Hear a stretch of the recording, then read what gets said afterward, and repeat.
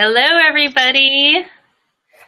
Welcome to our Be Live TV Inspiring Entrepreneurs series, and I am so excited to have you guys here and to be able to have my special guest, Amy Englemark, on our program today. Hey, Amy. Hi, I'm excited too. Yeah, and so I'm going to get into, give a little introduction about Amy, but before I get into that, just want to reintroduce myself. I'm Wendy Kim of Your Dream Realized Coaching, and my mission is really to empower burned out cube dwellers to turn their passion into their dream lifestyle and business. And that's why I started this series. I want you guys to get to know different entrepreneurs and to know that if they can do it, you can do it too. And I'm really excited about May in particular because I'm designating May as Mommy Month because I think that moms deserve more than a day. I think moms deserve a month. What do you think about that, Amy? I think it sounds perfect. So I am going to be featuring different mom entrepreneurs. I'm going to be talking and directing a lot of my content to moms. And so I'm excited to get that kicked off today with Amy, who, of course, is a mom, but she's also the author of the upcoming book, From Burnout to Bliss, the 21-Day Plan to Boost Health, Wealth, and Free Time. I can't wait to read this book. She is a success and productivity coach, stress management consultant, and professional speaker. And so, yeah, I'm super excited to introduce Amy. She and I actually met a while back we were part of a mastermind program, and I got to know her and have been really inspired by watching her journey and her business grow. So Amy, why don't we start off by just having you talk a little bit about your story, your business, and how you got into what you're doing. Sure, yeah, and I just noticed that it looks like if I'm looking at you, Wendy, or if you are watching Wendy and I, and we're looking down, I just realized, oh yes, I need to look at the camera on my computer. So, that's what I'm going to do from now on. So yeah, it would be my pleasure. I'll tell you my story and my personal story, why I got into business and where I'm at today. I was, say, before kids, I'll start there and fast forward it. So I had a very free life, very little stress, had lots of time for fun, and had great health, and thought, okay, now it's time to have kids. Now, let's get this moving. So my husband and I was married at the time, and we had 2 boys.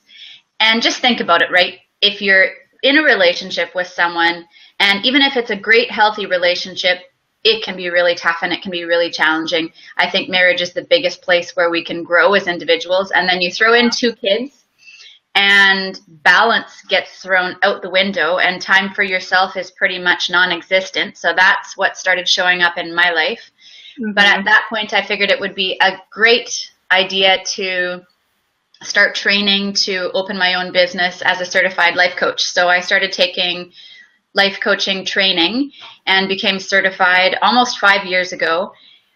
But that even added more stress to my plate, and I felt like I had no time for myself, and I was really burnt out, and that just continued and continued for the next couple of years until a few years back when I started specializing in productivity coaching and stress management. So I hit a point where I felt like I had definitely hit a wall, and I was pretty sad and felt like I'd lost my identity, as a lot of women can feel, and even men can feel too if your job is taken away from you. But I felt like my ability to give back to people in business or of my personal skills, that was stripped of me when I became a parent. And so I got really confused and my self-confidence plummeted. But then I started applying everything that I'd learned in my coaching training to my own life, because if you want to be a coach and you want to train and teach, you need to be accountable and you need to be living in integrity, as you probably know, Wendy. So when I applied those coaching strategies to my own life, that's when things really started turning around. And I read everything that I could on success, everything I could on wealth creation, everything I could on stress management, organization, time management, and I was able to help my clients feel happier and healthier and actually have a balance in between their work lives and their personal lives, even if they're working full time. So that made me feel really great, and that the tools helped me as well was really important. So that's why I've become really passionate about applying what I've learned and what works in my clients' lives as my main focus. So decreasing stress, increasing productivity, and being happy and healthy at the same time. So that's my little story in a nutshell. Yeah, that's fantastic. By the way, if you guys have any questions during the live interview, feel free to comment and put them in the comments, and I will make sure that Amy answers them. So you, I mean, was it difficult for you to make the decision to actually start your own business, or was it something that was just pretty obvious and kind of straightforward for you? Well, it was very, like, I had a strong desire that I wanted to start my own business. I wasn't drawn to being employed, and that's fine if you are and you love being an employee, but I think that the people who are following you, Wendy, are probably people who are done with being employed and they want to have more freedom and they want to have more control of their lifestyle. So that was really attractive to me as well. I wanted to be able to say when I started work and when I stopped work, when I wanted to go on a vacation. If I was sick or the kids were sick, I wanted to be able to take care of them.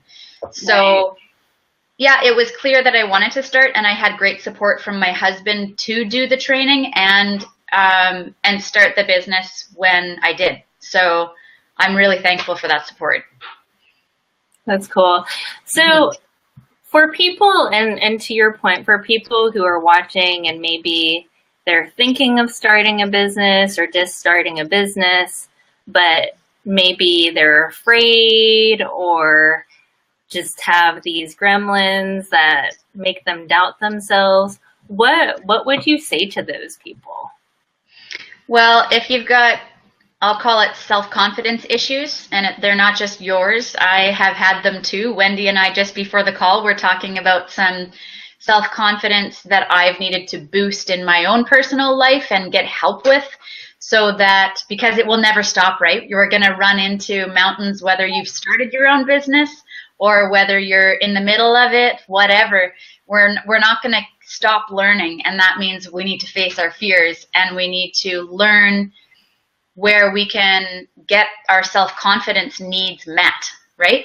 So if you're starting a business and you feel like, well, maybe I don't have what it takes, or maybe people won't pay me what I want to be making, or maybe, it really is important that you are aware of the questions that you're asking yourself, because some questions that you ask yourself are going to increase and expand the amount of doubt you feel in your head, and therefore emotionally how much self-esteem you have.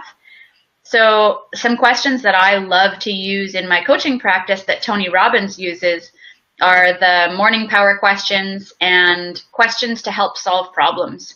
So he really speaks highly of the importance of the questions that we ask ourselves. So if you want to start a business and you want to feel confident about it, it's going to take practice, because you might have some old thought patterns that are really deeply ingrained.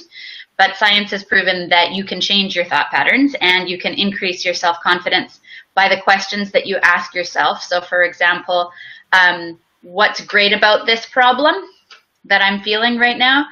Or what am I no longer willing to do so that I can create the life or the business that I want? or what am I no longer willing to settle for? Mm-hmm. So some great questions to ask yourself to gain clarity.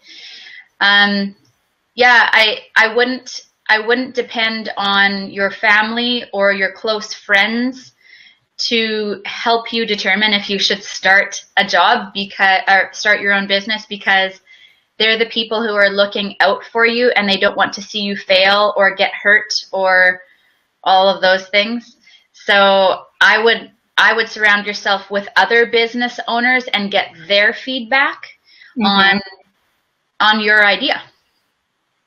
Yeah, there's a lot of wisdom to that, because I've actually found that through the years, I mean, of course, I still have my friends and family there to support me, but I've actually had to build a separate network of other entrepreneurs whom I can help and whom can help me, because the challenges of an entrepreneur are different than what maybe people who are working for a corporation are dealing with. Exactly. The mindsets are different, and it's not like your family and friends are bad people. They're important to have in your life as your support network.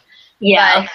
But they're not business owners that can give you an unbiased perspective on your dreams and your goals. Yeah. Mm-hmm. So one of the things that I like to do in terms of entrepreneurship is dispel myths. Mm-hmm. And I think that there's this myth that if you're a mom, that you can't be a good entrepreneur. You have to be like a guy, or you have to be maybe a single guy and have all this time on your hands. What are your thoughts about that? Well, it really depends on how strong your passion is and your desire is to create a position for yourself, create a business for yourself, and possibly a bit jobs for other people, depending on how large you want to grow. Mm-hmm. If your passion and your drive is there, you're going to do fantastic, because you're going to know why you started in the first place. Right. Whether you're a man or you're a woman, it doesn't matter. I know so many successful business women. Mm-hmm. And as far as time on your hands and how much time you have to put into your business, you can start slowly. It's okay. You can have a part-time business. You don't have to have a business that looks like everybody else. That kind of actually gets me a little fired up when I think about what your business should look like, because if you're in business for yourself, you determine what your business will look like. And one of the biggest tips I would say that is going to help you be really, really successful in business, I mean, this is crucial, is having really great boundary setting skills. Because whether you're a man or you're a woman, if you're a man, you can have boundary setting skills that suck. And a woman right next to you might have great boundary setting skills, so she has more free time to put into her business. Even if she has kids, even if she's the one who does most of the cooking at home or cleaning, whatever, you need to be able to get over what you were talking about the other day, Wendy, which is mommy guilt. And men can have it too, daddy guilt, of where do I spend my time? If I'm working on my business, does it mean that I'm not loving my kids? No, it doesn't. But boundary setting requires you to reassess again the thoughts in your mind so that you can feel confident about where you're spending your time. And a lot of one thing that's going to help you set healthy boundaries so that you are clearly know when you're going to start working, you clearly know when you're going to stop working. It'll help you be more present with the family that you have and your friends, and you'll be able to have great health. And your self-worth will increase when you set healthy boundaries, because people typically who don't have healthy boundaries, something that I've seen is they don't feel like their time is as valuable as other people's time, and so therefore they don't protect it as much. Okay. Yeah. Yeah, and that really kind of segues into what one of one person actually had a question on. She had a question. How do you balance kids' time and have less stress? So how do you do that, and how do you recommend that people, and especially parents, do that? Well, that one key that I just shared there, that would be the first thing I'd start with. Like, for example, this is how my life works. So I bring the kids to school, and when I pick them up, I really try and engage with them after school. And not everybody has this ability. If you own your own business, maybe you're at a storefront and you're selling products and you can't be home when the kids are home. So, but this is just a snapshot of my life. Yeah. And to give you, if you're watching, an example of what is possible. Because I operate my business from my home, I can connect with my kids when they get home for, say, an hour or an hour and a half while I'm doing other things, or I might sit down and have real quality time with them or go outside and play. But as far as being able to have time with family, I think the most important thing is what I already said, which is boundaries.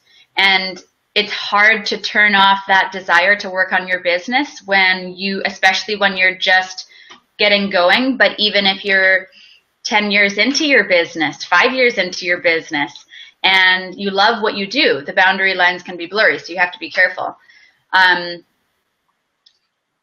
think it's just a big helpful tip that will ensure that you have time for, I think it was, T's question was for family, more family time, more time for yourself and less stress. Is that what she said?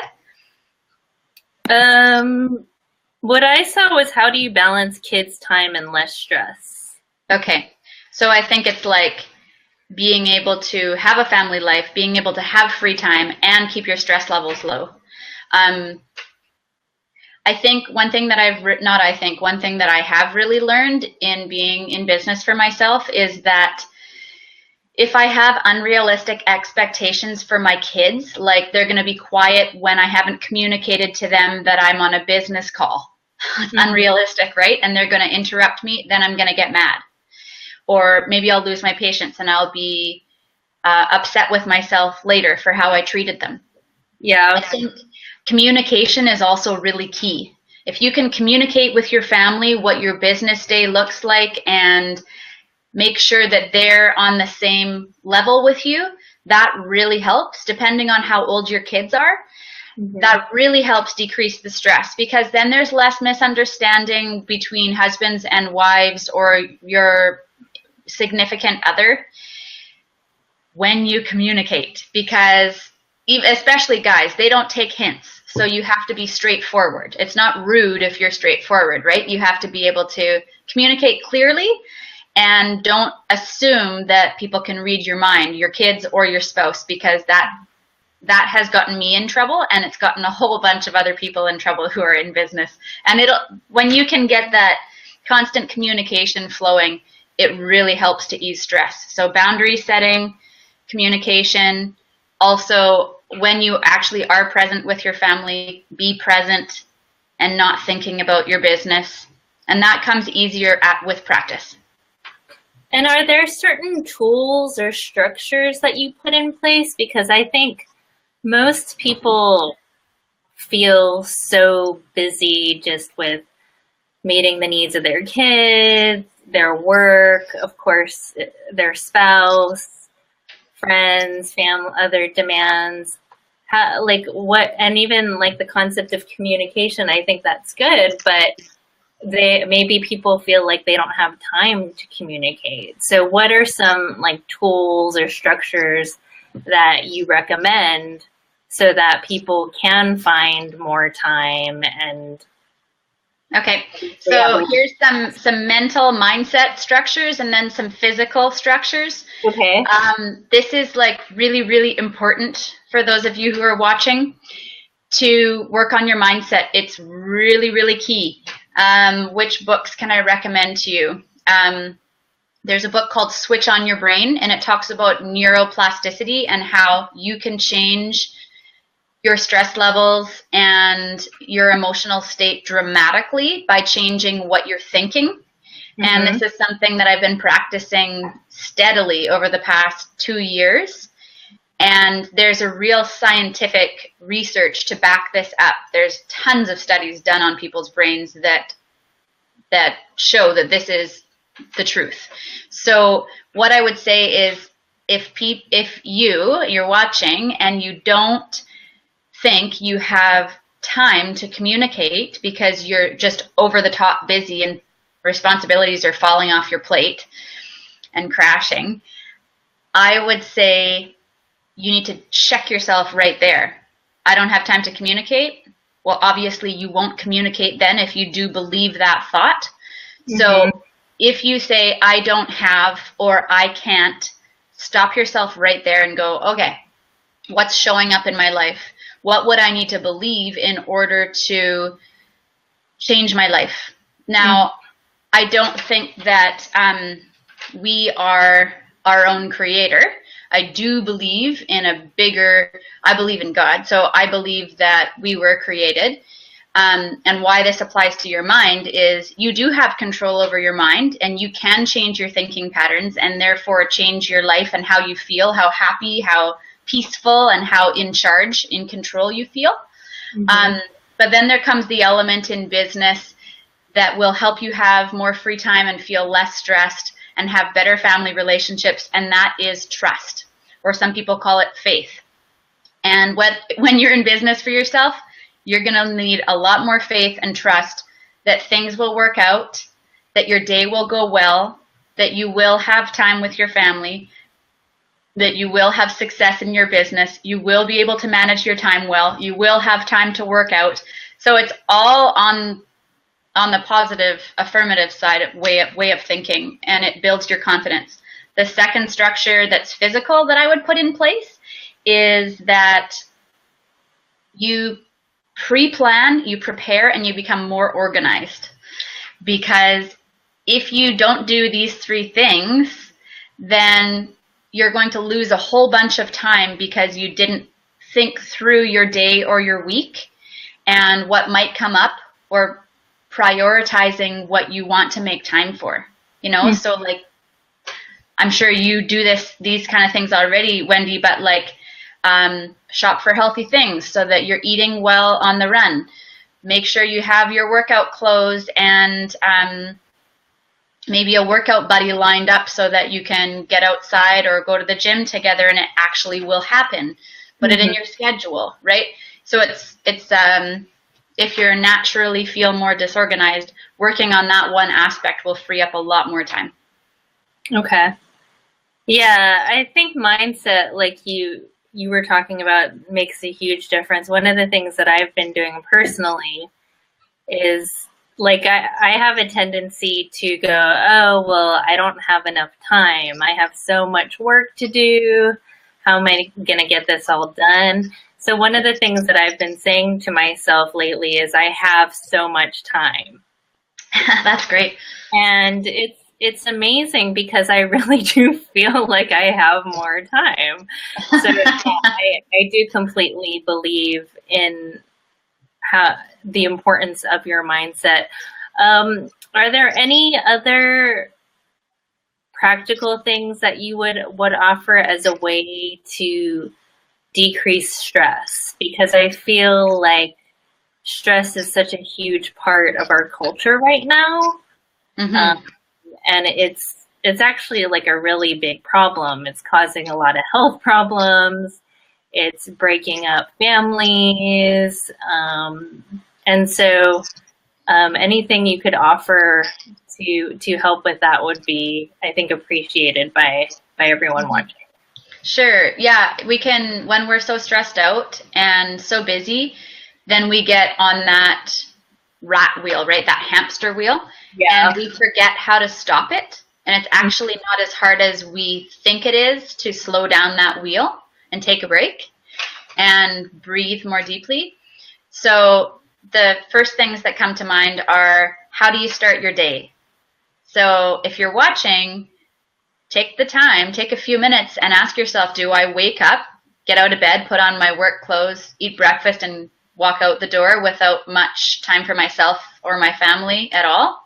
Mm-hmm. Because if that's the case, it's almost like when you build a house, is there going to be a foundation for your house, or are you going to build it straight on the dirt, right? Mm-hmm.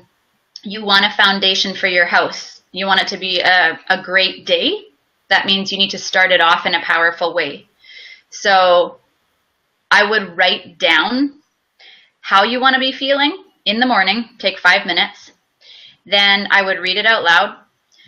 If you believe in God or you have some sort of faith, I would connect with someone greater, because right away you're going to feel more peaceful, and you're going to have somebody to talk to about feelings you might not share with someone else.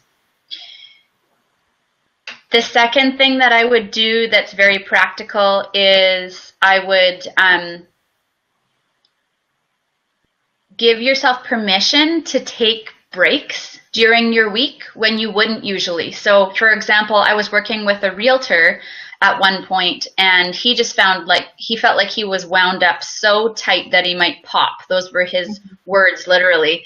And he was going through a really tough time not tough time in business. He was doing fantastic, but that was adding pressure to his marriage. And other things were going on that filled their lives up. Anyways, my point is that he started giving himself permission to take breaks and re-energize. And if you're not doing this and you're feeling really stressed out, you're going to hit a wall. So you need to give yourself permission. This is key. Like, I give myself permission to take a 20-minute walk over lunch. Yeah. If I scarf my sandwich down and keep going and get indigestion and brain fog because I didn't take a break, well, we're responsible for our actions, right? Right. Or our lack of action.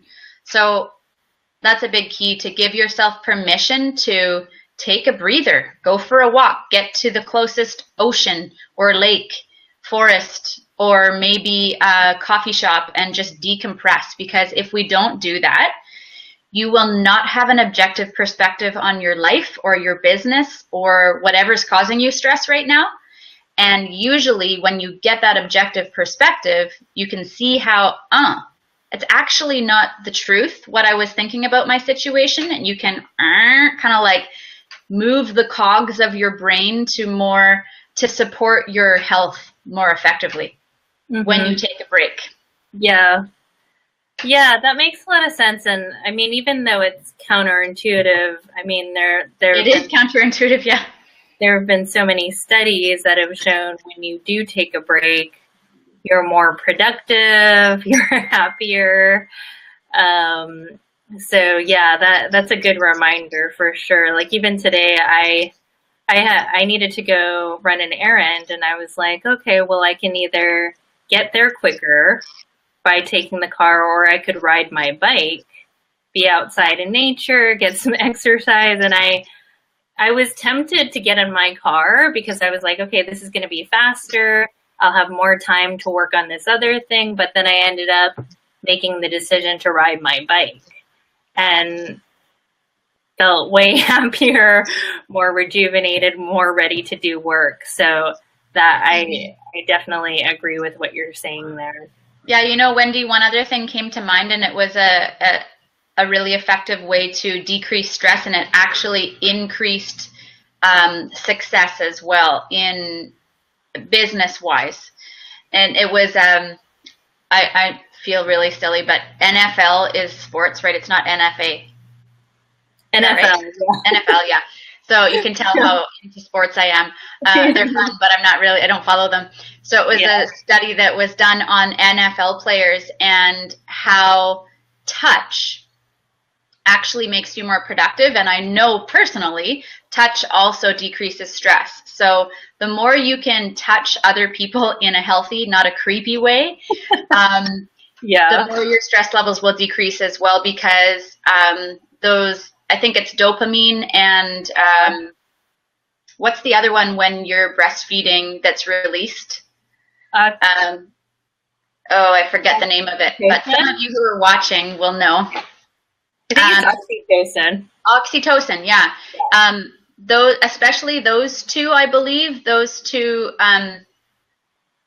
are released, and you feel happier and more relaxed right away. So anyways, this research was done on the NFL team, and from the beginning of the season to the end of the season, their performance was totally enhanced because they were touching each other more. They were high-fiving, they were touching each other on the back, they were handshakes, hugs, and it was an incredible study, in my opinion, how touch can decrease stress and it can boost your productivity and success.